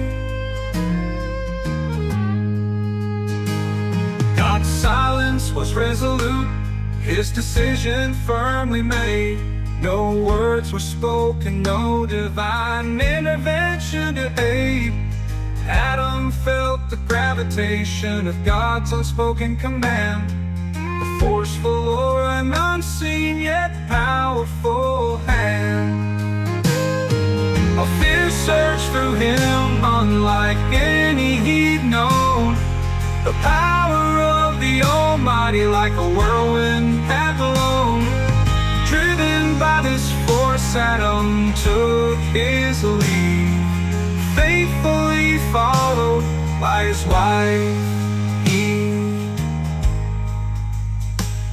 In sorrowful trepidation, they faced the world outside, sharing sacred love, faith their ultimate guide. No longer Eden's guardians, their purpose redefined, to till the ground and labor with food they'd hope to find. Upon their exit from Eden, they took their first steps into a world unknown, with many secrets yet kept. This foreign land, unlike the home they'd known, demanded strength and resilience as they were to be shown.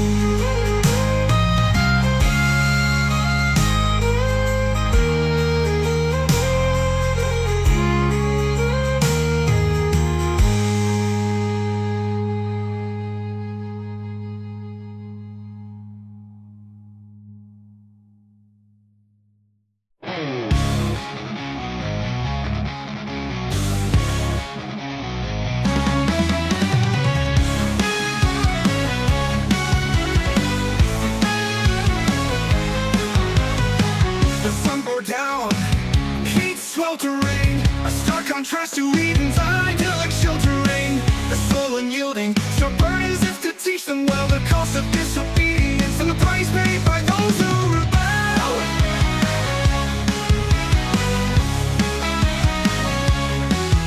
At the east of Eden, where divine trust had once grown, God placed a squadron of cherubim and a fantastical flaming sword with them, which turned in on itself through dimensions unknown, carving in every direction, from past to present, in an instant, and even into the future. Its strike never misses nor needed its victims a suture, for its fire burns brightly like ardent God arising, but for the holy it's warm, enticing, brilliantly enlightened, burning brighter as inspired. But for this illumination, God's favor is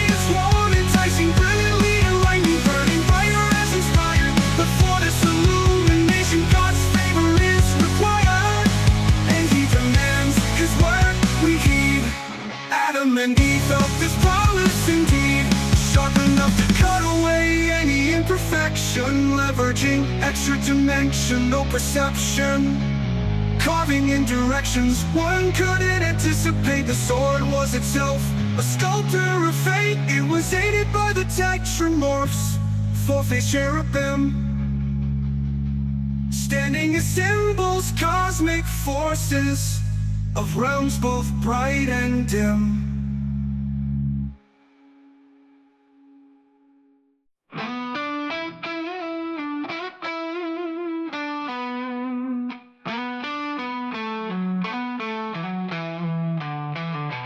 In impossible dimensions, their faces gleam.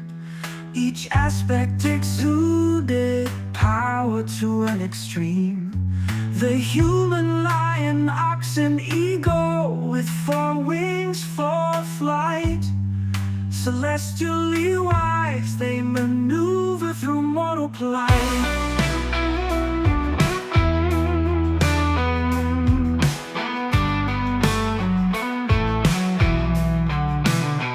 The human face looked contemplative and bright, representing reason piercing through darkness with light.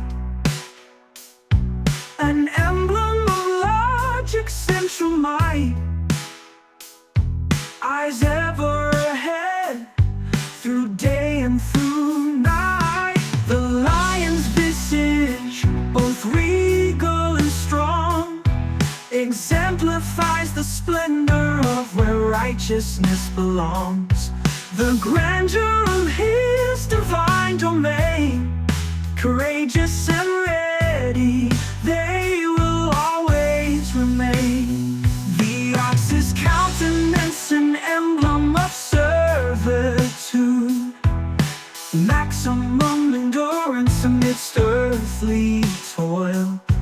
A steadfast force with fortitude to make even the relentless recoil.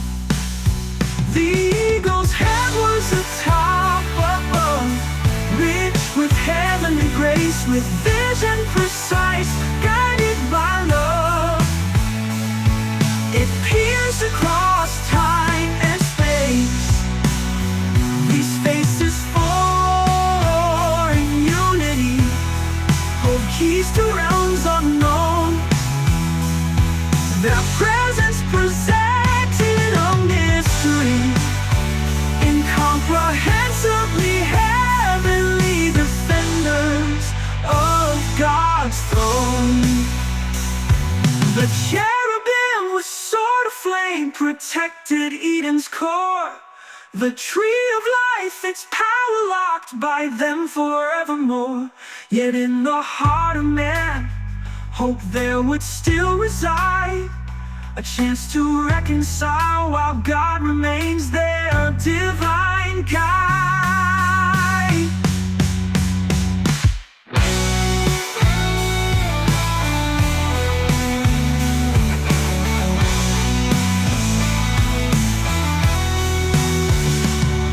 In the vast expanse of time, through mistakes and tribulations, mankind would seek redemption across countless generations. Bound by faith and love, they aim to reach the heavens high, find their way back home, and reclaim the legacy that slipped them by. God, the ever-watchful shepherd, would guide them on their quest, through darkness and adversity, from birth to final rest. With hearts beating and spirits strong, they'd journey from shore to shore. They would do right, yet often wrong, and always strive for more.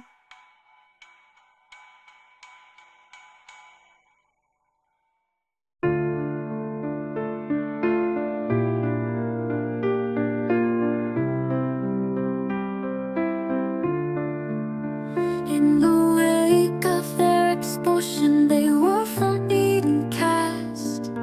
Adam and Eve faced Earth's unforgiving expanse. It was seemingly endless and vast, foreboding what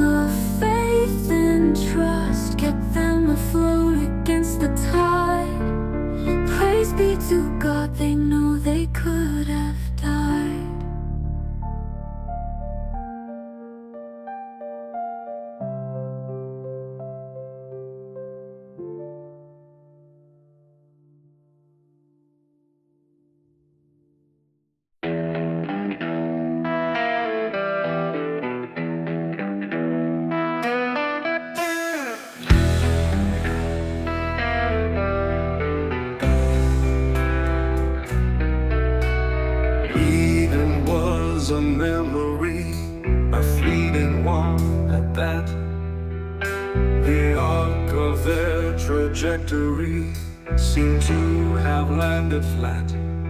From this verdant sea they journeyed forth into the great unknown. Together they would brave nature and make this land their own. Now they reaped what they had sown, unprepared for what had grown. Their bets were placed, they made their wagers, now they must atone.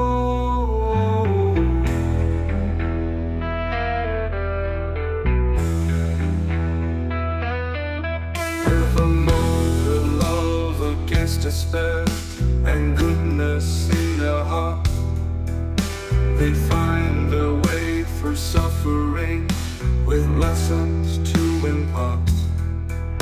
The balance of creation, both in beauty and through pain, striving toward redemption in the face of sin and shame. Adam and Eve within the unknown turn to one another, their gazes met and lo, the love they felt was unlike any other. In the presence of God and all-encompassing grace, His love reigns supreme, warm in all space. And here gaze unbroken, the love like the fire, unworthy passion, the deepest desire. They felt it together simultaneously, then jumped at the crash of a large falling tree.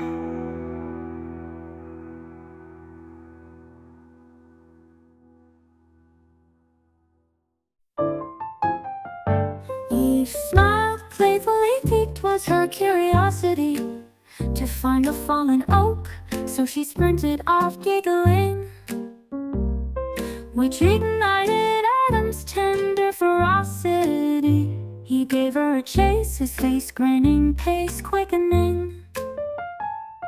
He loved his wife, she was ever so riveting. She loved her husband, so skilled at listening. Their laughter echoed, carried by the wind, as they heard water flowing just around the next bend.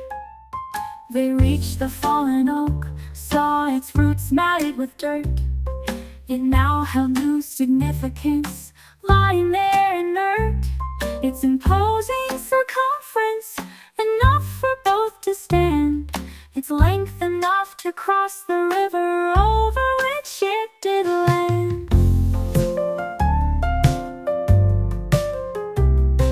A bridge was formed from new to newer, unknown to further unknown. Adam sought Eve, he looked to her, only to see her crossing the tree on her own. He hurriedly scaled the trunk himself, exposed roots serving as handle and shelf. Eve had already halfway crossed, but he vowed the sight of her would not be lost. As Eve reached the other side, she would decide upon a place to hide, to startle Adam with surprise, before she kissed him with closed eyes.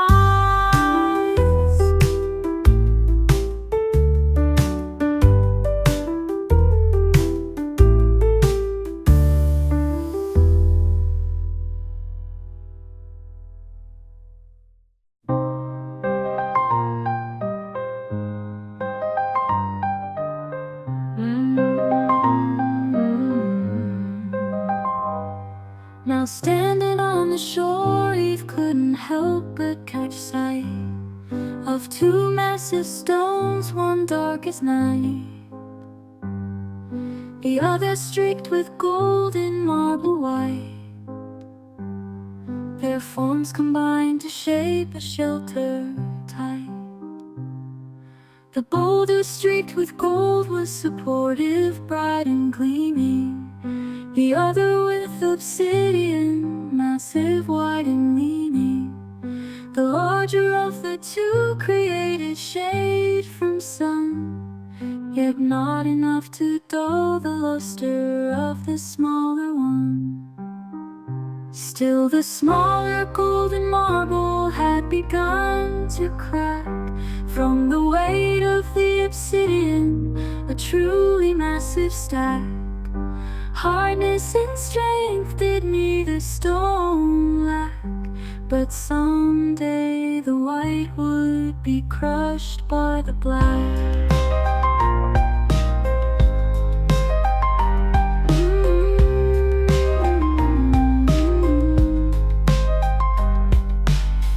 Excitement grew, her eyes alight with wonder. Her curiosity never seemed to cease to hunger. Adam followed behind, but briefly lost her trace. Eve's playful silhouette was within the stone's embrace. It was much to his chagrin, between the boulders she went in.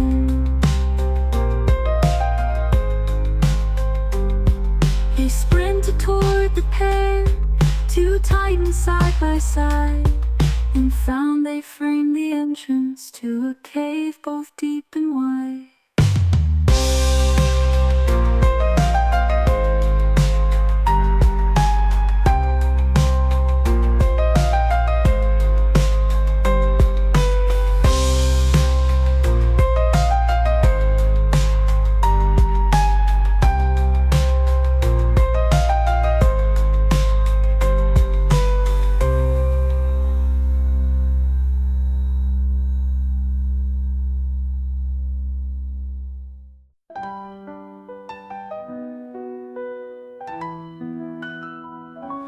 Adam stepped within, the coolness brushed his face as he sought his playful Eve in the cavernous space. Radiant were the walls, and where the light shone through, he saw the structure of the cave was divided into glistening gold veins in marble pattern stratification, the other half obsidian, reflective black striations, a striking contrast, nature's art, brilliant design. Though perhaps the most perplexing part was their dividing line, the way each side was defined.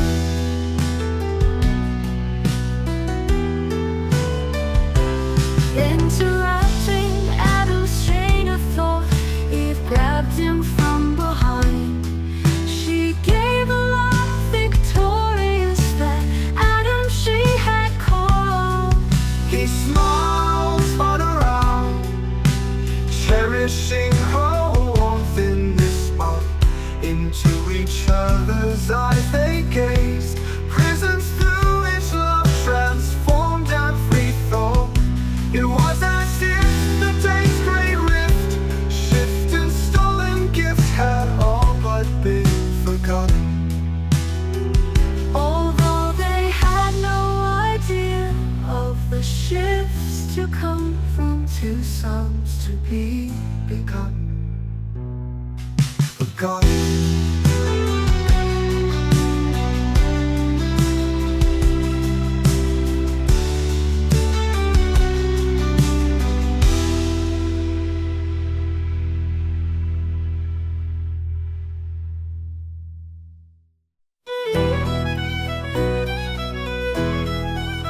From sleep rapturous, illuminating, the tribe began to stir, a new day awaited.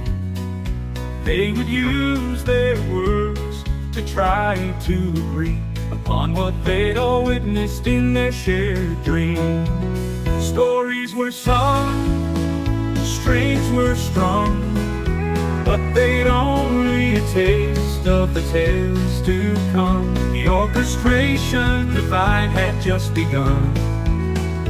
With God's grace they might transcend within their hearts. The journey starts far from the end. With God's grace they might transcend within their hearts. The journey starts far from the end. From sleep rapturous illuminating, the tribe began to stir, a new day awaited. They would use their words to try to agree upon what they'd all witnessed in their shared dream. Stories were sung, strains were strung, but they'd only a taste of the tales to come. The orchestration divine had just begun. With God's grace they might transcend within their hearts. The journey starts far from the end. With God's grace they might transcend within their hearts. The journey starts far from the end. Stories were sung, strings were strung, but they'd only a taste of the tales to come. The orchestration divine had just begun. With God's grace they might transcend within their hearts. The journey starts far